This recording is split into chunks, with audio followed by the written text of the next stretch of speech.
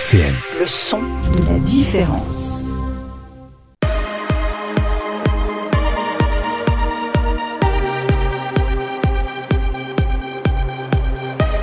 10h, 11h sur RCN, et puis c'est tout avec la communauté de pratique épilepsie Handicap Nord-Est. Bienvenue dans cette nouvelle émission Épi c'est tout, l'émission qui chaque mois traite des épilepsies. Aujourd'hui nous allons parler ensemble de transition finalement pour un enfant épileptique qui passe dans l'âge adulte. C'est le thème de cette émission, on est ensemble en direct jusqu'à 11h. 10h, 11h sur RCN, et puis c'est tout. Et à mes côtés pour présenter cette émission, j'ai le plaisir de retrouver Céline. Bonjour Céline. Salut Thomas. Des équipes relais handicap rare. Oui, équipe relais handicap rare, on accompagne les personnes en situation de handicap rare, dont les personnes avec épilepsie sévère et troubles associés font partie. Très bien, et vos missions du quotidien ? Eh bien, voilà, de l'accompagnement, écoute, conseil, accompagnement, recherche de pistes et de solutions en fonction des besoins, des attentes des parents, des professionnels, des personnes. Information auprès des publics, etc. Oui, bien sûr, oui. Et puis alors, à nos côtés, Céline, nous avons le plaisir d'accueillir Christine Domange. Bonjour Christine. Bonjour. Nous aurons le plaisir d'échanger ensemble tout à l'heure sur votre parcours de vie, votre expérience, celle avec votre enfant. Vous nous expliquerez tout ça tout à l'heure, bien sûr. D'accord. Cette transition qui, je crois, est en cours. Est en cours, qui vient de se faire au niveau du médico-social et qui est en cours au niveau du médical. Bon, vous nous raconterez évidemment tout ça dans quelques instants. Avec nous également en studio, Mathieu Kuchenbusch. Vous êtes neuropédiatre au CHRU de Nancy et au COSE. Le COSE, peut-être dire un mot de ce que c'est précisément. Donc c'est Mathieu. une école pour enfants épileptiques qui est à Flavigny-sur-Moselle. Voilà, et donc avec vous, on va définir un petit peu ce qu'est la transition, peut-être plutôt d'un point de vue santé, évidemment. On le fera aussi avec Sylvia Castellar qui est avec nous. Bonjour Sylvia. Bonjour. Alors vous êtes coordinatrice du pôle enfants-adolescents du Centre de ressources handicap rares et à composante épilepsie sévère FARES, c'est bien ça, je dis pas de bêtises, j'ai rien oublié. Et avec vous Sylvia, vous nous expliquerez un petit peu plus le côté médico-social, c'est ça, de ce qu'est la transition ? Tout à fait, tout à fait. Bien, et je vous propose, comme on le fait chaque mois dans cette émission, de démarrer par les micro-trottoirs. On est allé interroger les gens dans la rue. Céline, plusieurs questions ont été posées. Quelle est la première question que nous avons posée ? Oui. Et alors, j'ai oublié de demander à ma collègue dans quel ordre elle les a posées. On va voir avec Jean-Luc. Alors, la première question était, est-ce que vous savez ce qu'est la transition ? Voilà, est-ce que vous savez ce qu'est la transition ? Eh bien, Jean-Luc, notre technicien, est d'accord avec ça. On va écouter les réponses maintenant. C'est pas la transmission alors. Non, c'est la transition. Non, pas du tout. Non, pas du tout, d'accord. Je sais pas du tout. Non, pas du tout. Son âge, j'imagine. Bon, alors, a priori, c'est plutôt méconnaissance. La transition, c'est pas un sujet qui parle aux gens. Oui, c'est ce que les collègues ont dit. On s'en était un petit peu douté. Je laisse Mathieu peut-être... Oui, j'allais vous demander, Mathieu, étonné un peu que les gens ne sachent pas de quoi on parle quand on parle de la transition. Je suis très étonné parce qu'on a tous fait une transition, en fait. Ça s'appelle l'adolescence. C'est ce passage de l'enfant à l'adulte. Ouais. Et il existe dans le domaine du soin et dans le domaine médico-social. Et en fait, c'est une période de préparation qui va amener l'enfant à se prendre en charge pour devenir un adulte qui prend en charge sa santé, en fait. Ouais. Donc effectivement, on aurait pu un peu essayer de l'imaginer, mais a priori, ça parle pas vraiment aux gens. Christine, vous l'avez entendu, méconnaissance totale. Ouais. Vous, avant d'être concernée, vous auriez su répondre à cette question ? Pas forcément, effectivement. Alors c'est vrai que là, mon fils, il a 21 ans, donc la transition, elle s'est faite... là, elle vient de se faire au niveau du médico-social et au niveau de l'épilepsie, voilà, il a une épilepsie non stabilisée, donc c'est en cours et c'est vrai que ça pose plein de questions. Et c'est vrai que la transition, c'est quelque chose qui doit se préparer, je pense, sur du long terme, s'anticiper. Ouais, on va l'évoquer évidemment tout au long de cette émission. Sylvia, par rapport à cette, j'allais dire presque ces non-réponses qu'on a vu des gens dans la rue, vous êtes surprise ? Un peu, je vais être un petit peu surprise parce qu'effectivement, la notion de transition, ça rejoint la notion d'adolescence, mais d'un autre côté, je l'entends tout à fait. C'est vrai que l'adolescence, c'est une période, on a déjà du mal, on parle de préadolescent, de post-adolescent, donc c'est vrai que c'est une période un petit peu compliquée, un peu floue pour tout le monde. Ouais, mais c'est une étape charnière. Oui, essentiel. Je veux dire pour tout le monde, pour toute personne qu'on souffre d'épilepsie ou pas, la transition est quelque chose, comme vous dites, de très très important. La deuxième question qu'on a posée, Céline, dans la rue. Alors, à votre avis, qu'est-ce qui, pour un jeune épileptique, change le plus quand il passe du neuropédiatre au neurologue ?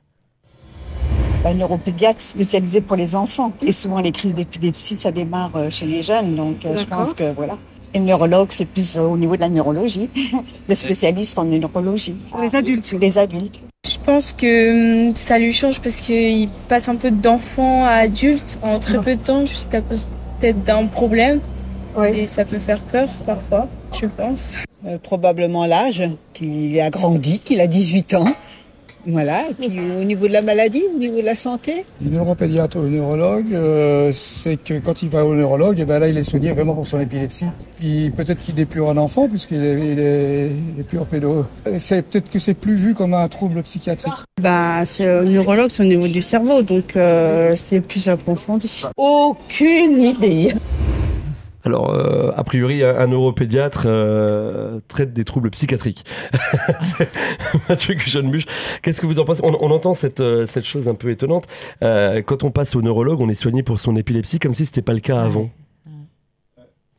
Attendez, on va allumer votre micro, je pense qu'il n'est pas allumé. Voilà, c'est bon. Donc je pense que c'est dû principalement au fait qu'on n'a pas la même vision des choses en fait. En pédiatrie, on a une prise en charge très globale des patients. Et l'épilepsie est un des axes du patient, en fait. Et cette prise en charge, elle va être très ciblée sur la famille. C'est-à-dire que dans les rendez-vous de pédiatrie, on a les parents à côté, on a l'enfant, et on parle notamment aux parents, puisque c'est eux les porteurs de l'autorité parentale. Alors qu'on va passer chez les adultes, le neurologue va être plus centré sur l'épileptologie, et il va avoir plus tendance à se centrer sur l'individu, puisque c'est l'individu qui est au centre de sa prise en charge. Mais la prise en charge de l'épilepsie, elle est quand même faite par le neuropédiatre. Bien sûr qu'elle est faite par le neuropédiatre. Pour autant, on s'occupe aussi quand même de l'épilepsie quand on est chez le neuropédiatre. Tout à fait. Mais je pense que ce qui donne cette impression-là, c'est que par exemple, vous allez à l'hôpital d'enfants où il y a plein de pédiatres qui ont plein de spécialités différentes et vous êtes pris en charge globalement dans le même lieu. Ouais. Alors qu'en neurologie adulte, vous allez avoir beaucoup moins cette prise en charge en un lieu unique. Vous allez avoir le gastro, le neuro, dans différents endroits du bâtiment, et ça va être dans différents endroits, alors qu'il y a une unicité dans la pédiatrie en fait, qui peut donner cette impression que finalement la prise en charge, elle est pas tournée vers l'épilepsie, mais vers la globalité dont l'épilepsie est une composante. Je pense que ça vient surtout de ça. Christine, une réaction à ce que vous venez d'entendre ? Oui, moi, c'est vrai que j'ai été un petit peu surprise parce que pour moi, la neuropédiatre, elle a toujours, celle qui suit mon fils en tout cas, elle s'est toujours, elle l'a suivi pour l'épilepsie. Donc, c'est du coup, voilà, j'ai été un peu surprise de ces réactions-là. Mais alors que le neurologue est plus vu, effectivement, comme ce que vous dites, il ne fait que de la neurologie, quoi, en fait. Donc, je vois bien. Alors, c'est vrai que ce qui change, c'est que, effectivement, l'enfant arrive à l'âge adulte, quoi. C'est plus un enfant et comme on le dit, c'est plus ses parents qui sont censés être les interlocuteurs. Alors, c'est pas toujours le cas, effectivement, mais on entend ce que dit Mathieu Cuchonne-Buche. Effectivement, quand on passe chez le neurologue, c'est nous-mêmes qui sommes confrontés à notre maladie, donc le neurologue nous parle à nous-mêmes, quoi. C'est ça. Ça devrait être comme ça. Ce qui ne peut pas forcément toujours être le cas selon le type d'épilepsie. Sylvia Castellar, je rappelle que vous êtes avec nous au téléphone. Une réaction à ce micro-trottoir. Vous réagissez pas trop sur la notion de psychiatrie. Pourtant, ça ressort. Moi, je suis assez surpris quand même qu'on nous dise finalement que quand on est enfant, l'épilepsie serait considérée comme une maladie psychiatrique, alors que quand on devient adulte, ça deviendrait une maladie neuronale ou neurologique. Je pense que je réagis pas parce que c'est un classique en fait. C'est un classique de prendre les épileptiques pour des fous. Parce que dans leur crise, dans leur description des crises, il peut y avoir des choses qui sont complètement improbables. On a des patients qui sortent de leur corps, qui se voient par derrière dans des crises d'épilepsie. On a des crises de rire, des crises de peur. Il y a des patients qui ont des manifestations psychiatriques d'épilepsie en fait. Et cette liaison entre épilepsie et psychiatrie elle est très facilement faite en fait, et même trop facilement faite. Oui, parce qu'elle n'est pas réelle en réalité. En fait, alors il y a des comorbidités. Quand vous êtes épileptique, bien sûr, ça peut vous créer des malaises dans votre vie, ça peut faciliter de la dépression, de l'anxiété. Il y a des vrais liens quand même. Mais il faut savoir faire la part des choses. Et on sait très bien que dans les hôpitaux psychiatriques, parfois, il y a des patients épileptiques, en fait. Et faire la part des choses, c'est les sortir aussi de la psychiatrie en leur disant, vous n'avez pas de pathologie psychiatrique, mais vous êtes atteint d'une pathologie neurologique. Et c'est très important de réussir à faire le distinguo. Sylvia, une réaction à tout ce qui se dit en ce moment, là, suite à ce micro-trottoir ? En fait, je pense que je ne peux que conforter les propos de Dr Cuchonne-Buche par rapport à ce qu'il vient d'expliquer. C'est effectivement ça. Pour travailler, moi, au niveau du pôle enfant-adolescent, peut-être aussi que, on va dire que classiquement, quand il y a un souci, on va peut-être diriger plus aisément vers la pédopsychiatrie Et là, ça veut dire réorientation vers la neuropédiatrie, bien souvent. Ouais. Donc effectivement, il y a quand même on sent une espèce de finesse à avoir pour savoir vers où orienter l'enfant. Est-ce que c'est vers la neuropsychiatrie ou est-ce que c'est vers la neurologie, la psychiatrie ou la neurologie plutôt. Ouais, je vais y arriver. On va écouter la réponse à la 3e question qui a été posée dans la rue, Céline, qui était. Oui, qui était. Qu'est-ce qui, d'après vous, rend cette transition plus difficile ? Le regard des autres. Peut-être la façon de voir la maladie, je sais pas. Il y a l'âge, il y a tout ça. Je pense que, comme toute transition de l'âge enfant à l'âge adulte, je pense que... Tu dirais quoi, toi? Non, mais oui, c'est vrai que oui, enfant adulte, oui, c'est vrai que oui, c'est un autre passage. Oui, c'est vrai que c'est pas évident. Puis je trouvais peut-être spécialiste, pédiatre, neurologue, c'est autre chose aussi, oui. Voilà. Peut-être le changement. Réaliser à l'adulte qui sont devenus, qui sont malades ou qu'il y a quelque chose qui est compliqué. Je sais pas, c'est la vie médicale. Peut-être que le neuropédiatre les dirige vers le neurologue. Ceux qui sont épileptiques ont l'habitude d'avoir certaines personnes et après peut-être que d'avoir d'autres personnes ou d'autres... pour eux, il y a des repères peut-être aussi quand ils sont enfants et puis ils trouvent peut-être plus les mêmes repères après. Bon, une perte de repères, effectivement, c'est quelque chose qu'on peut imaginer difficile à vivre quand on est dans cette transition, Mathieu Kuchenbusch. Alors, on a posé cette question parce que je pense qu'un des points importants, c'est de bien identifier les barrières de transition. Si vous identifiez les barrières, vous pouvez lutter contre elles, en fait. Donc, l'une des barrières de transition, c'est notamment les liens entre la famille et le neuropédiatre. C'est des familles qui ont vécu... L'épilepsie est souvent beaucoup plus grave dans la prime enfance et a tendance quand même à se calmer avec le temps. Donc, c'est des parents qui ont vécu une annonce diagnostique difficile, un début de maladie parfois très difficile avec un pédiatre. Et ça a créé beaucoup de liens, en fait. Et à 18 ans, leur dire, maintenant, c'est fini. C'est une sorte de rupture, en fait. Et dans une période difficile, faut pas oublier quand même que nos enfants malades, ils ont une adolescence aussi. Oui, bien sûr. Et cette adolescence, déjà, quand on va bien, l'adolescence, c'est pas simple. Mais quand on est malade, c'est encore plus compliqué. Et c'est vraiment une zone de fragilité très importante. Pourquoi c'est important de faire une bonne transition ? C'est parce que si la transition est mal faite, on a des déséquilibres, on a des patients qui arrivent aux urgences, on a des patients qui font des états de mal épileptiques, on a beaucoup de crises. Et c'est pour ça que la transition, ça se travaille et ça se prépare. Dans les facteurs de retard de transition, il y a aussi le fait qu'il y ait un retard mental. C'est aussi un facteur qui va avoir tendance à décaler la transition vers les âges plus avancés. Mais en même temps, dans les littératures, il y a des situations aberrantes où il y a des patients de 70 ans qui étaient suivis par des neuropédiatres. Ce qui n'a pas de sens non plus, en fait. Parce que la réalité aussi, c'est que pour des problématiques beaucoup plus complexes, comme le travail, le permis, la sexualité, le pédiatre reste le pédiatre. Ouais, c'est ça, il n'est pas allé jusque-là. Il va être limité dans ses... Même s'il essaye de se tenir à jour, il va être assez limité et peu confronté aux problématiques, en fait. Alors que le neurologue est très confronté à ces problématiques-là. On entendait quelqu'un dans le micro-trottoir qui dit le fait de passer de pédiatre à neurologue comme si c'était quelque chose de difficile à concevoir, comme si pédiatre était plus doux que neurologue. Je sais pas si vous l'avez entendu comme ça. Moi, je l'entends dans ce micro-trottoir et c'est pas que ça me surprenne, mais je me pose la question de savoir si effectivement ça peut rendre les choses peut-être plus difficiles. Christine, oui, pardon. Je pense que le changement, alors c'est vrai qu'il y a une difficulté, mais le changement, moi, je le vois pas tant dans la personne, le médecin, le passage du pédiatre au neurologue, parce que à partir du moment où il est médecin, voilà, il a sa spécialité, ses compétences sont là. C'est plus l'environnement. En tout cas, voilà, dans ma situation, c'est plus l'environnement. C'est le changement, les urgences, ne serait-ce que les urgences pédiatriques, par exemple, c'est pas du tout la même chose que les urgences adultes. Les changements de service, on n'a pas, voilà. Et moi, c'est plus ça, l'environnement. En fait, on a nos repères avec même les personnes qui font passer les EEG, qui nous connaissent, les EEG, électroencéphalogrammes, qui connaissent. Quand il va faire une prise de sang, il arrive et il est repéré. Et c'est tout ça qu'il faut reconstruire au niveau du médical, mais comme il faut le reconstruire aussi au niveau du médico-social. Ça se fait. Mais c'est vraiment, c'est plus tout ça qu'il faut reconstruire en tout cas. Mais pour moi, en tout cas, je n'ai pas le sentiment que ce soit une question de personne, de médecin en tout cas. Sylvia Castellar, justement, on reparlera avec vous de l'aspect médico-social, mais ça n'a pas été tellement évoqué par les gens qu'on interroge dans la rue. On a l'impression que c'est plutôt l'aspect médical qui rend la transition difficile. Ça vous fait réagir ? Alors oui, ça me fait réagir, mais effectivement, je veux dire, souvent on parle de la transition dans le cadre du parcours sanitaire.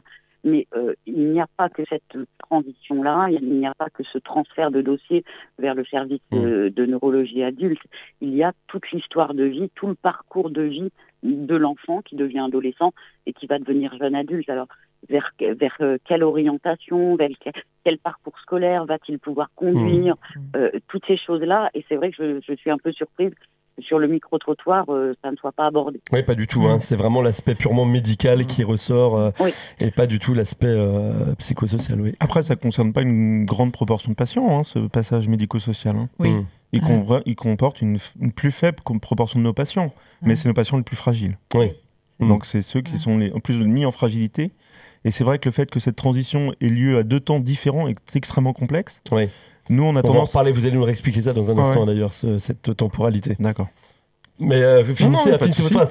Mais le problème des urgences chez nous, par exemple, on essaie de vraiment faire nos transitions avant 18 ans parce qu'un enfant arrive aux urgences adultes et est hospitalisé en neurologie adulte à 18 ans. Donc il est au centre-ville de Nancy alors que nous, on est à Brabois. Ouais. Donc du coup, on essaie de ne pas se retrouver dans cette situation. Oui, donc il vaut mieux l'anticiper en fait. On anticipe, oui. Très bien. Dernière question que vous avez posée aux gens dans la rue, Céline. Oui. Si vous pouviez donner un conseil à un jeune épileptique qui quitte le service pédiatrique, quel serait-il ? C'est peut-être pour l'acceptation, non ? Oui, d'aller voir le neuropsychiatre pour accepter la maladie ou pour apprendre à vivre avec. Que c'est pas grave, c'est ok. Enfin, c'est pour l'aider lui et puis c'est pas forcément contre lui. Qu'il fasse confiance au milieu médical, qu'il se laisse guider ou par ses parents ou voilà. De bien se faire suivre malgré que c'est un service d'adulte, voilà. De suivre son traitement. J'ai jamais réfléchi donc je sais pas. Faire confiance aux services médicaux et suivre les conseils de ses parents, c'est pas évident quand on est adolescent déjà à la base. Est-ce que ces conseils-là, vous les entendez ? Est-ce que vous y souscrivez ? Mathieu Jeannebuche. Ouais, je pense qu'il y a beaucoup d'anxiété dans le jeu en fait. Et que déjà réussir à lever l'anxiété et rentrer dans une sorte de confiance, ça aide beaucoup. Mais la confiance, je pense qu'elle est d'autant plus forte qu'elle a été préparée. Ouais, qu'elle a été construite en amont. Parce que ça, c'est un enjeu primordial. Les recommandations sur la transition, c'est un début de transition qui commence à 12 ans. Et il y avait un point que j'ai pas dit, c'est qu'on confond trop facilement la transition et le transfert. Le transfert, c'est le jour J quand vous passez du neurologue au neuropédiatre, du neuropédiatre au neurologue. C'est un jour J, c'est un temps T. Alors que la transition, c'est une période qui va avant, et il y a même des gens qui disent qu'elle va après le transfert. Qu'elle dépasse l'histoire du transfert pour refaire un point et voir si tout s'est bien passé. Alors après, on est toujours contraint dans nos temps, dans nos moyens. Donc c'est vrai qu'on fait un peu comme on peut. Oui, bien sûr. Ouais. Mais cette transition, en tout cas à 12 ans, il faut commencer à dire à la personne qu'un jour elle va passer chez les adultes. Est-ce qu'elle connaît sa maladie ? Est-ce qu'elle connaît ses traitements ? Et puis je pense que vers 16 ans, il est bien de dire aux parents est-ce que vous pouvez sortir pour nous laisser 10 minutes discuter des sujets qui sont propres à votre enfant avec lui. Et c'est aussi une manière de faire grandir à la fois les parents qui se rendent compte qu'ils vont devoir lâcher et les enfants qui vont se dire moi j'ai un peu ma place. Et puis on en reparlera après, mais je pense qu'il y a des thématiques effectivement que l'enfant à 16 ans n'a pas envie d'aborder devant ses parents de manière. Donc effectivement c'est important. Ouais. Tout à fait. Sylvia Castellar, suite à cette dernière question du micro-trottoir, des réactions sur les conseils à donner aux enfants ? Alors effectivement, je veux dire que dans le cadre du médico-social, la difficulté c'est que dans la transition classique, on va dire, l'enfant le jeune adolescent est en capacité peu à peu de se prendre en charge. Dans le médico-social, il va y avoir souvent une notion de déficience intellectuelle où les parents vont devoir rester quand même en présence et en proximité. Et c'est ça qui est compliqué dans la transition vers le monde des adultes pour une personne en situation de handicap épileptique. Comment faire avancer l'enfant, comment faire cheminer à la famille, tout en sachant que là, il va y avoir besoin d'un support et d'un soutien. Vraiment. On reviendra ensemble sur la place des parents dans le cadre des enfants qui souffrent de handicap liés à leur épilepsie. Christine ? Là, on parle de confiance. C'est vrai que la confiance, c'est primordial. Alors, au niveau du passage à l'âge adulte, c'est compliqué, effectivement, quand les enfants quand ce sont des adultes très déficitaires, parce que, par exemple, dans le cas de mon fils, je peux pas ne pas être là, il n'exprime pas, enfin il n'exprime pas verbalement. Et effectivement, alors par contre, ce que j'ai en tête, c'est aussi l'après. L'après parce que je suis pas éternelle et qu'à un moment donné, il va falloir aussi que la transition, elle se fasse avec les professionnels qui s'occupent de lui. Mais c'est vrai qu'il faut, c'est sur du long terme et il faut... on peut pas. Enfin là, il vient de passer dans le médico-social. Alors je sais qu'à plus ou moins long terme, c'est aussi les professionnels du médico-social qui vont peut-être gérer, accompagner. Mais voilà, il faut que ça se fasse tranquillement aussi, quoi. On vous posera la question aussi à vous, Sylvia, justement, à la question de Christine. Qu'est-ce qui se passe? Parce que le parent n'est pas éternel, mais on se la posera dans quelques instants. On va continuer d'échanger dans un instant. D'ailleurs, vous nous redéfinirez réellement la transition, Mathieu Kuchenbusch, pour l'aspect plutôt médical et pour l'aspect plutôt socio-médical, médico-social, pardon, avec vous, Sylvia Castellar. Ce sera dans quelques minutes, peut-être le temps pour nous d'écouter un premier titre. J'ai pas bien vu, c'est M qu'on écoute, c'est ça? Non, c'est l'autre. Évidemment, je me trompe. Nous écoutons tout de suite November Ultra, Soft and Tender sur RCN. RCN, et puis c'est tout, avec la communauté de pratique épilepsie Handicap Nord-Est. En direct sur RCN pour parler aujourd'hui de la transition et notamment de la transition des personnes qui souffrent d'épilepsie. Toujours entouré de Mathieu Kuchenbusch, neuropédiatre au CHRU de Nancy et au COSE, Centre d'observation et de cure pour enfants épileptiques, de Sylvia Castellar, coordinatrice du pôle enfants-adolescents du Centre de ressources handicap rares et composant épilepsie sévère FARES, et puis à nos côtés également, et on est très heureux de l'accueillir à nos côtés, Christine Domange, je dis bien votre nom, oui, c'est ça. Vous êtes la maman d'un jeune adulte épileptique, un peu notre grand témoin ce matin, et on vous remercie d'être là parce qu'en plus vous venez pas de tout près. Vous arrivez de Reims quand même ce matin, et on vous remercie mille fois d'être à nos côtés. Alors comme je le disais, on parle donc ce matin de transition. Je vais m'adresser un peu à vous, Mathieu Kuchenbusch, puis aussi après à vous, Sylvia Castellar.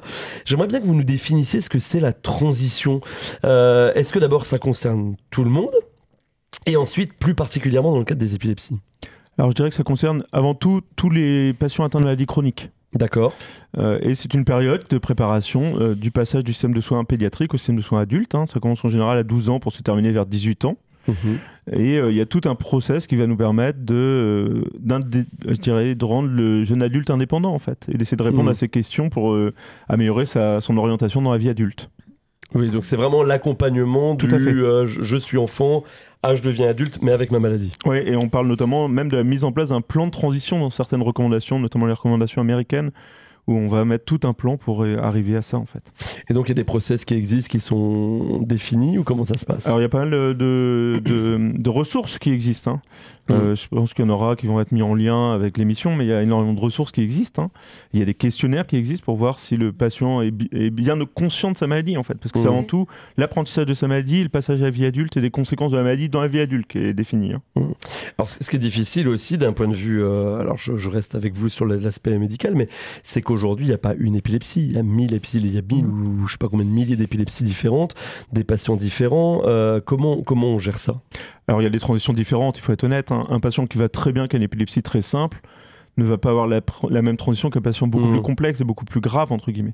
Un patient qui va très bien, c'est souvent un courrier d'adressage, en fait. Ah oui. On va faire un courrier qui va expliquer la maladie du patient, qu'on va remettre à un médecin de ville, un neurologue de ville, par exemple, ou un neurologue hospitalier, mais qui va être relativement succinct et qui va juste donner les informations essentielles, avec toute une préparation avant qui va être les métiers interdits en épilepto, les... Oh, il y a quand même, c'est ça, il y a quand même toute cette phase un peu informative. Ouais. On peut pas avoir des patients qui s'orientent par exemple sur le port d'armes alors qu'ils sont épileptiques, on sait qu'ils vont avoir un refus. Donc c'est à nous aussi de les orienter comme il faut.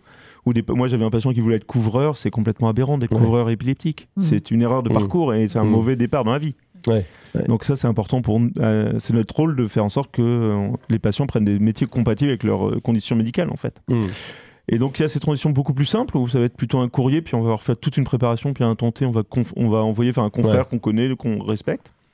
Et puis il y a des transitions beaucoup plus complexes où on va là avoir tendance à discuter entre médecins directement d'une situation particulière, d'une famille particulière, pour le sensibiliser à la situation.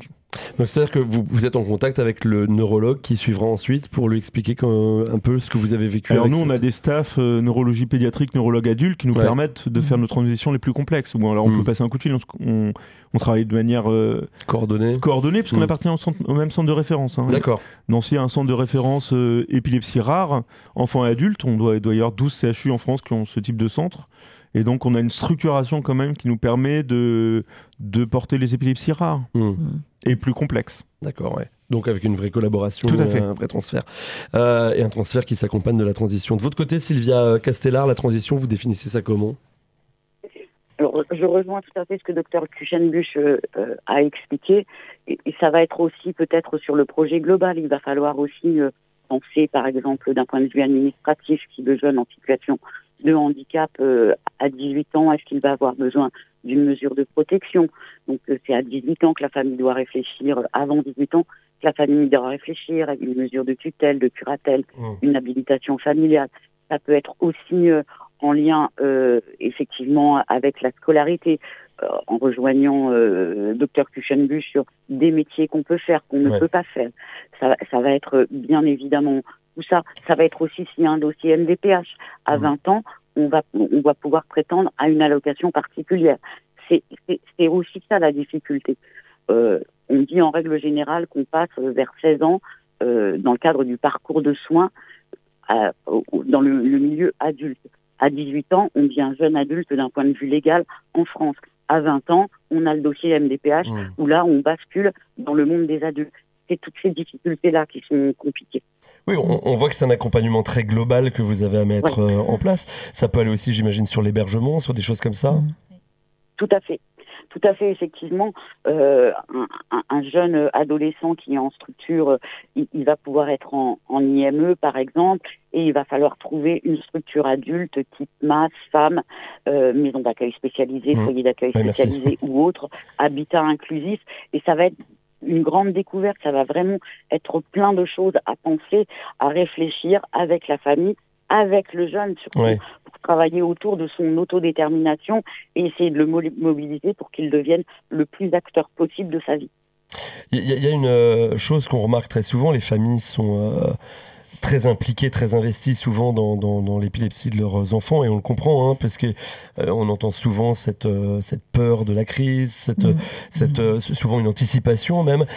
Comment est-ce qu'on fait, je ne vais pas dire couper le cordon parce qu'on ne le coupe peut-être pas complètement, mais comment est-ce qu'on fait pour accompagner la famille pour justement permettre une meilleure autodétermination du patient Comment est-ce qu'on accompagne tout ça? Je ne sais pas qui de Mathieu ou Sylvia veut répondre. Sylvia? Alors, comment on fait? Je pense qu'en fait, on va travailler déjà avec leur expérience. Ils ont une telle expérience, en fait, de leur jeune enfant avec cette épilepsie qu'on va se saisir de tout ce qui est trucs et astuces pour pouvoir le transmettre aux professionnels qui vont accompagner. Ça va déjà sécuriser beaucoup. Ça va être aussi essayer d'amener le jeune à être le plus acteur de sa pathologie et à pouvoir se gérer, accepter le traitement, accepter d'avoir une hygiène de vie la plus correcte possible. Ça va être tout ça qui va permettre en fait à la famille de se dire mais je peux faire confiance, mon enfant qui a grandi et qui est devenu un adolescent et pratiquement un jeune adulte va pouvoir être pris en charge parce qu'ils ont saisi comment on allait faire. Oui, donc on voit qu'en fait, finalement, on accompagne à faire comprendre aux parents, aux familles que l'enfant grandit aussi et qu'on peut lui faire confiance. Oui. Ça, c'est important. Mathieu Kuchenbusch. Je pense aussi qu'on les accompagne au fait qu'ils vont vieillir, en réalité. Ouais. Alors, oui, voilà, c'est un peu... si je pose cette question, c'est parce qu'on entendait Christine qui nous racontera, et on parlera plus précisément de son histoire dans quelques minutes, mais qui nous disait « je suis pas éternel ». Et c'est vrai. Il y a un moment donné, c'est vrai. Et puis je pense que si on veut continuer d'aider ces enfants, il faut aussi qu'à un moment donné on puisse prendre du recul. Donc, et tout ça, ça s'accompagne, ça se construit avec les parents aussi, j'imagine, Mathieu. Tout à fait. On a des situations très difficiles avec des parents qui vieillissent, avec des enfants qui ont pris du poids, qui sont devenus des jeunes adultes, parfois en obésité. Et c'est des familles qui sont mises en grande difficulté, sans compter la difficulté financière. Il ne faut pas nier qu'un handicap, ça a un coût financier énorme. Donc c'est des familles qui sont très précaires, qui sont souvent précaires, avec parfois des fragilités de la structure familiale avec parfois des divorces qui sont liés à la maladie. C'est quand même aussi classique. C'est des situations de vie tellement difficiles. Des arrêts d'emploi aussi, je pense. Des arrêts d'emploi. Il y a beaucoup de mamans qui arrêtent de travailler pour s'occuper de leur enfant. C'est un grand classique, hélas, mais c'est comme ça. Et c'est vrai que c'est des situations qui doivent être anticipées. Il y a quelque chose qu'on ne rappelle jamais assez, c'est le temps d'attente avant de rentrer dans un IME. Et quand vous êtes rentré dans un IME, votre vie elle a changé, vous avez enfin trouvé une structure qui accepte votre enfant et qui le prend en charge.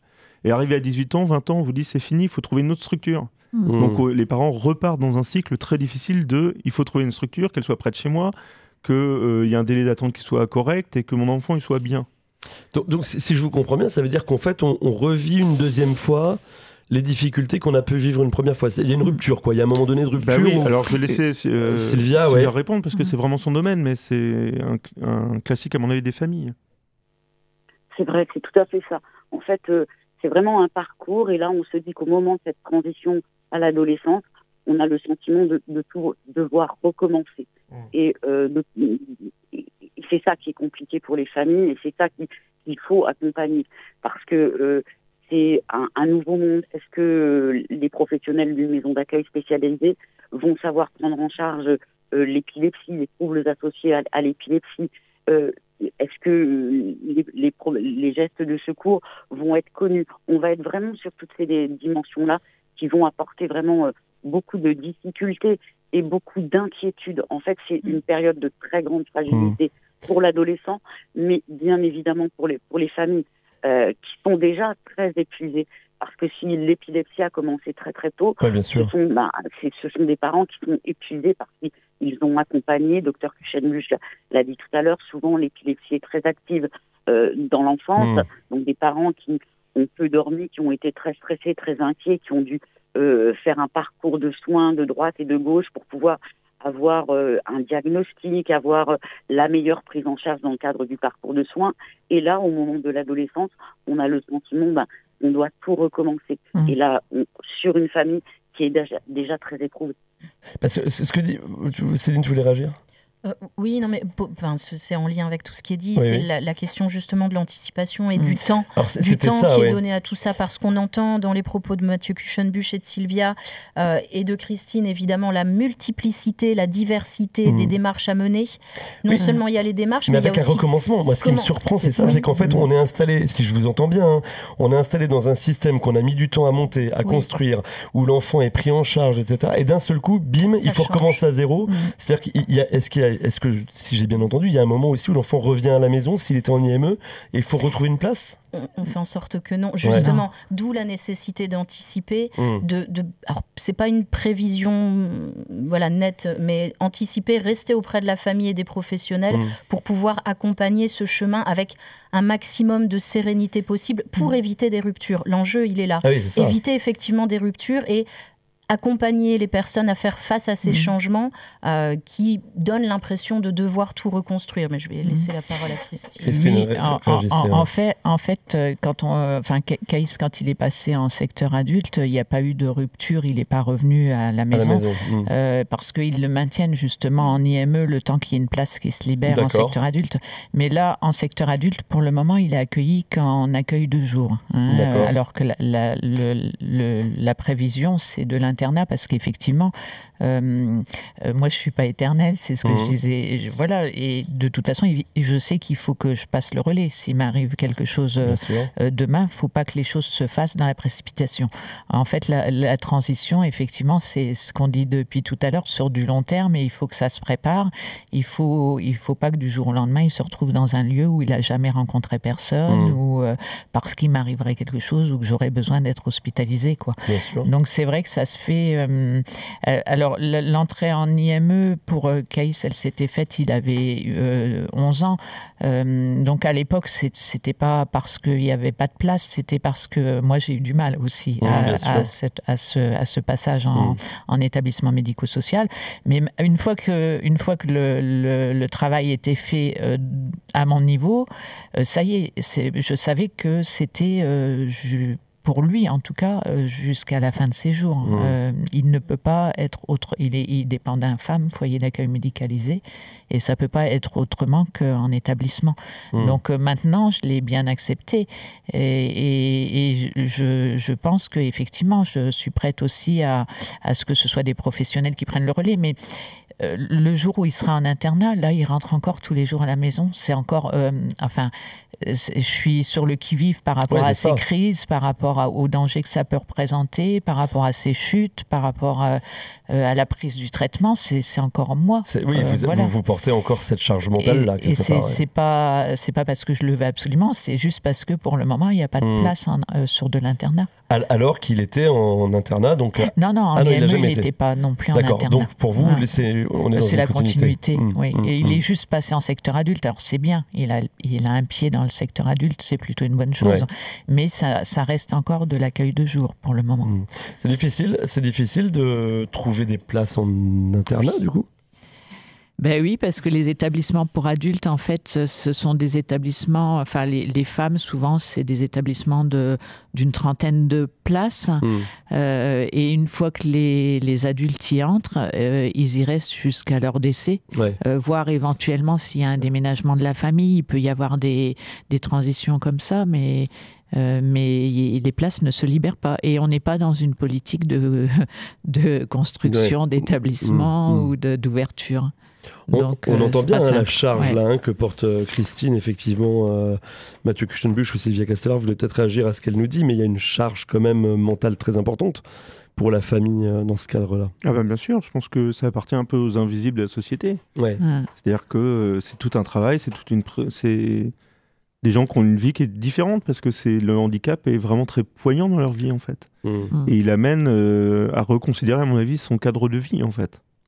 Et à reconsidérer ses attendus et ses essentiels, parce que vous êtes face à un enfant qui a beaucoup de besoins, et il y a un deuil à faire, je pense, d'abord, et puis il y a beaucoup d'inquiétudes. C'est pas normal qu'on ait à s'inquiéter comme ça, en fait. On a déjà trop d'inquiétudes pour avoir en plus des inquiétudes de place, des inquiétudes de où est-ce que mon enfant va être, s'il m'arrive quelque chose, qu'est-ce qui va lui arriver. C'est des questions qui sont déjà dures, en fait, même pour nos propres enfants qui vont bien. C'est une vraie question déjà. C'est ça, mais quand votre enfant a un handicap, la question est beaucoup plus lourde en fait. Oui, on pense, un truc tout bête, mais on pense aux familles qui s'interrogent au moment de Parcoursup, par exemple. Mais c'est rien à côté. Bien sûr, c'est très gentil à côté c'est d'autres questionnements. Oui, mais qui finalement, quand on regarde bien, n'impactent pas complètement la vie, et donc on imagine plus volontiers. Oui. Et puis, il y a aussi toute la question, effectivement, d'identifier un établissement adulte, en sachant qu'ils sont saturés, on peut le dire, et donc avec la nécessité, quelquefois, de devoir penser, surtout dans des situations très complexes, avec de multiples troubles associés, de penser quelquefois à un éloignement géographique qui est presque de l'ordre de l'indécence. On habite à Nancy, on va devoir, et je dis bien devoir, placer son enfant dans le sud de la France ou ailleurs, parce qu'il n'y a que là où il peut accéder. Voilà, ça reste un enjeu et d'énormes inquiétudes qui sont surajoutés à une situation qui génère déjà beaucoup d'inquiétudes. Sylvia, vous accompagnez ce genre de situation, justement. Ça vous arrive d'avoir des familles où vous voyez les enfants très loin ? C'est ça, c'est tout à fait. Où on a des familles qu'on accompagne, où ils vont passer d'un département de Nouvelle-Aquitaine pour venir en Lorraine, et c'est très compliqué parce que effectivement, ça veut dire que les contacts avec la famille vont être différents. Souvent, ça peut être un objet de refus, mais vous êtes à 500, 600 kilomètres, ça ne va pas être gérable. Et puis parfois, l'adolescent lui-même va faire le test, va essayer d'entrer dans cet établissement, et le manque de la famille, qu'on entend très bien, va être trop important, et il va falloir réfléchir à une réorientation, encore une fois. Donc, oui. Mais réorientation sans forcément avoir les solutions à proposer tout de suite non plus. Et puis, allez-y, Mathieu. Et puis en plus, ça se reporte. C'est-à-dire que votre enfant qui n'arrive pas à quitter l'IME bloque une place à l'IME. C'est ça. En plus, il y a un problème de report des choses, en fait. C'est que l'enfant n'arrive pas à rentrer chez l'adulte, donc bloque une place chez l'enfant. Mais alors, si je vous entends, le parcours de transition, il commence vers 12 ans, c'est ça ? Dans l'idéal, oui. Mais est-ce que ça ne veut pas dire qu'il faudrait presque l'anticiper dès que la maladie est diagnostiquée ? En fait, quand on entend les problématiques, c'est hyper complexe. Il faut, à mon avis, anticiper à 3 ans minimum avant. Ouais. Les entrées en IME, à mon avis, il faut savoir les anticiper 3 ans avant. Hein. Oui, parce que ça se prépare pour l'enfant. Là, on l'entend, ce que dit Sylvia. Hein. L'adolescent qui va rentrer en IME loin et qui finalement est loin de sa famille et ne le supporte pas bien. Enfin, c'est quelque chose qu'il faut réussir. Je ne sais même pas si ça peut se construire d'ailleurs, ça. Bah si, parce qu'il y a quand même des tours d'attente entre guillemets dans les IME. Donc si vous prenez votre tour d'attente tôt, vous avez une chance d'y arriver à l'âge plus proche du coup. Ce qui est la situation qu'on déteste, c'est des enfants qui arrivent à un âge de 8-10 ans et tout d'un coup, il faut les mettre en IME brutalement en un mois. C'est ces enfants-là qui sont très difficiles à gérer parce que tout d'un coup, ça va plus, il faut qu'il aille en IME dans un mois. Mais ça, c'est ingérable. Si ça a été anticipé, si à l'âge de 5 ans, on a dit à 7 ans, il faut qu'il rentre en IME, donc on commence à voir les structures, on commence à faire du lien, on commence à mettre notre dossier, les choses vont être beaucoup plus fluides en fait. Mais on risque pas d'avoir quand même l'éloignement de l'enfant, parce que c'est vraiment cette notion-là que je trouve très... Si vous anticipez, vous avez moins ce risque. Voilà, moins de risques. D'où l'intérêt d'avoir vraiment une anticipation presque tout de suite, quoi, quelque part. Alors l'éloignement, c'est surtout pour les jeunes adultes, à mon avis. En IME, on a moins cette problématique-là. On ne peut pas séparer les enfants à 500 km/h par an, c'est pas possible. Oui, mais alors du coup, pour le jeune adulte, c'est pareil. Quand on vit avec un trouble d'épilepsie, avec multi-handicaps qui peuvent être liés, c'est vachement difficile, même adulte. Bien sûr que c'est très dur. Ça crée une rupture encore plus complexe à un moment où l'adolescence est déjà compliquée en termes général. Ah, ça c'est sûr. On va continuer à échanger ensemble sur ces thématiques. Je vois qu'il reste déjà très peu de temps. On va écouter M et puis après on va revenir un petit peu sur tous les aspects scolarité. On reparlera de l'aspect. J'aimerais bien qu'on reparle aussi un peu de l'accompagnement à la sexualité. Vous l'avez un peu évoqué, et puis les métiers, tout ça. On va en parler dans un instant. On va écouter M là tout de suite. Qui a choisi ce titre de M ? C'est vous, Christine. Moi, oui. Racontez-nous pourquoi ce titre. J'aime beaucoup M et puis j'écoute ce dernier album qu'il a fait, l'Amomalie, et voilà, j'aime bien. Et bon, on en écoute un extrait maintenant sur RCN. 10h, 11h sur RCN, et puis c'est tout. On parle ce matin de la transition et je discutais hors antenne avec Christine et on se rend bien compte depuis le début de cette émission de l'importance, c'est même plus qu'important, c'est fondamental d'anticiper la transition compte tenu du manque de moyens, du manque de place, etc. Mais avec une difficulté, on en parle avec Christine, c'est que déjà quand on a un enfant qui souffre d'une épilepsie, il faut anticiper très très jeune le fait qu'il y aura une séparation, c'est hyper compliqué psychologiquement pour une maman. Oui, parce que, Caïs, l'épilepsie, elle est venue un peu plus tard, mais il y avait le handicap qui était là, une grosse déficience, un diagnostic d'autisme sévère. Enfin voilà, Caïs, il est absolument pas autonome. Et en fait, quand il était petit, il a été maintenu, un peu trop longtemps en milieu ordinaire, mais de mon fait, parce qu'effectivement, c'est compliqué de se dire... il dépend du médico-social. Et voilà, il y a un cheminement à faire et c'était pas simple. Et moi, j'avais un petit peu travaillé dans le médico-social, donc à une époque bien révolue, et c'était d'autant plus difficile, je pense. Et voilà. Alors, c'est tout. Ce qui a retardé son entrée en IME. Mais voilà, une fois que alors c'est long, faut de l'aide, du soutien, mais une fois que c'est intégré. Oui, une fois que c'est mis en place. Voilà, une fois que c'est mis en place, maintenant, depuis qu'il est en IME, je sais que sa place, c'est foyer adulte et que il ne peut pas être en milieu ordinaire. Ça, c'est clair. Cet accompagnement des parents vers la transition, il est même presque psychologique. Est-ce qu'il y a à un moment donné aussi un soutien psychologique à apporter aux familles ? On aimerait. Je pense que toute patient, tout enfant et adulte devant vivre une maladie chronique devrait avoir un soutien psychologique. C'est-à-dire, c'est accepter sa différence et ça permet d'aller plus vite aussi dans la prise en charge, dans l'acceptation de la maladie. Après, la réalité, c'est qu'on n'a pas assez de moyens dans ce domaine-là. Là, vous parlez même de la personne qui en souffre, mais les parents, c'est pareil. Les deux. Parce que cette rupture, déjà, pour des parents qui ont des enfants qui ne souffrent de rien, la séparation à 18-19 ans, quand ils quittent la maison, c'est difficile. Mais j'allais dire, quelque part, c'est dans l'ordre des choses.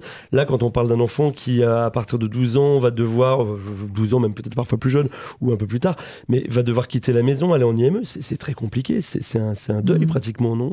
Ah oui, je pense. Je pense très sincèrement qu'il y a un deuil. Alors, c'est un deuil qui a commencé avant, parce que c'est le deuil de la normalité. Oui, déjà. Ouais. Donc, ce deuil de la normalité, il a commencé par l'arrivée des crises, par parfois l'arrivée d'un retard, en effet, d'une déficience, d'un trouble du spectre autistique. Et il y a un deuil de la normalité et de la vie normale, en fait. Et un deuil de ce qu'on rêvait d'être aussi. Parce que finalement, on va pas vivre ce qu'on rêvait. Il va falloir vivre une réalité qui est différente. Oui, parce que et c'est là qu'on peut amener les autres aspects qu'il faut traiter. C'est la scolarité, c'est vivre une vie relationnelle amoureuse, c'est vivre une vie professionnelle. Il faut accompagner aussi cette acceptation-là. Bien sûr. Et ce que je disais tout à l'heure, c'est qu'un autre point, c'est que les patients, même avec une déficience intellectuelle, peuvent vouloir une certaine autonomie. Bien sûr. Et ils rêvent d'une certaine autonomie. Donc il y a un curseur à mettre qui n'est pas facile entre une surprotection et entre j'écoute ta parole et je te laisse aussi la parole. Vous nous en parliez hors antenne, peut-être resituer un petit peu le contexte. C'est dans une encéphalopathie épileptique grave, c'est le syndrome de Dravet, c'est une épilepsie avec un retard mental assez important. Et on avait posé un questionnaire sur la transition, on avait pris 40 familles, et les patients reportaient qu'ils n'étaient pas mis assez en situation d'autonomie. Et ça m'avait beaucoup questionné, qu'est-ce que l'autonomie d'un patient avec un handicap mental. Mais en même temps, c'est normal qu'ils aspirent à une autonomie. Bien sûr, Et où est le curseur ? Là, il y a un curseur à mettre qui n'est pas facile, à mon avis. Sylvia, je voudrais vous entendre sur ce que disait tout à l'heure Christine, sur le fait de l'acceptation que son enfant va aller dans un milieu médico-social, que c'est pas facile à accepter, mais qu'après, une fois qu'on l'a compris, on sait que c'est pour la vie. Alors, oui, je voudrais rebondir par rapport à ça. Christine, elle a tout à fait raison. Je pense que le premier choc, c'est déjà l'annonce diagnostique. Les premières crises d'épilepsie, les investigations, l'annonce diagnostique, c'est ça qui est la première difficulté, qui va faire que la famille va peut-être un petit peu se recentrer sur elle-même et avoir du mal à faire confiance en se disant, eh bien, ça va être un chemin différent. Mais ça va être tout ce travail-là qu'on va devoir faire pour accompagner les familles à pouvoir prendre confiance dans des structures médico-sociales, se dire que leur enfant va être bien accueilli et bien pris en charge dans ce type de structure, et construire avec eux la suite du parcours. C'est vraiment ça. Oui, j'entends tout à fait ce que Christine elle dit, bien évidemment. Il y a une vraie relation de confiance à instaurer très rapidement, effectivement, avec les familles, et on l'entend bien ce matin. On va arriver à la fin de cette émission déjà, et j'allais dire presque malheureusement, parce que on aurait, je suis sûr, encore des milliers de choses à se raconter, et sans nul doute, on en reparlera dans cette émission. Oui, je pense. Mais avant, Céline, je me tourne vers toi pour peut-être quelques ressources à apporter à nos auditeurs, et qui, je le reprécise, si vous n'avez pas entendu l'intégralité de cette émission, on vous invite à la réécouter en entier dans quelques heures sur notre site internet www.rcn-radio.org. C'est quelques références qu'on peut retrouver. 3 ressources centrales, un article de Mathieu Kuchenbusch et Rima Nabou, la transition des enfants avec épilepsie dans le système de soins adultes.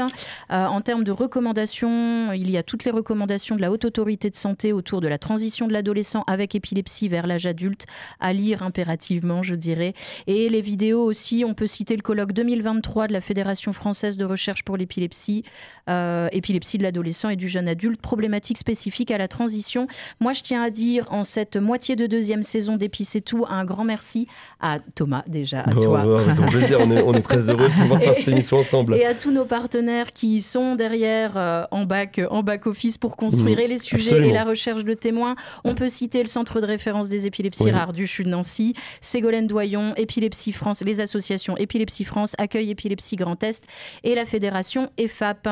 Et je me permets de dire un dernier mot, on se retrouve en septembre pour le sujet épilepsie et approche non médicamenteuse. Voilà, ce sera le sujet de septembre. C'est nous qui te remercions, Céline, et on est heureux de la confiance que vous faites à RCN aussi pour porter cette émission. Je vous remercie tous d'être venus ce matin. Merci à Sylvia Castellar. Je rappelle, vous êtes coordinatrice du pôle enfants-adolescents du Centre de ressources handicap rares à composante épilepsie sévère Fares. Merci beaucoup d'avoir pris du temps avec nous ce matin, Sylvia.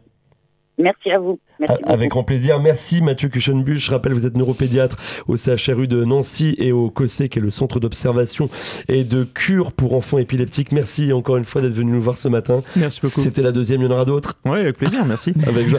Et puis un merci tout particulier à vous, Christine Domange, d'être venue ce matin. Vous venez spécialement de Reims en plus pour nous parler de votre parcours qui a été très riche d'entendre ce matin dans notre émission. Merci beaucoup à vous. Merci. Et merci pour la confiance que vous nous avez accordée. Merci à Jean-Luc à la technique. Et puis on se retrouve donc au mois de septembre pour un prochain numéro de Épi c'est tout. Belle journée à tous et bel été. RCN, www.rcn-radio.org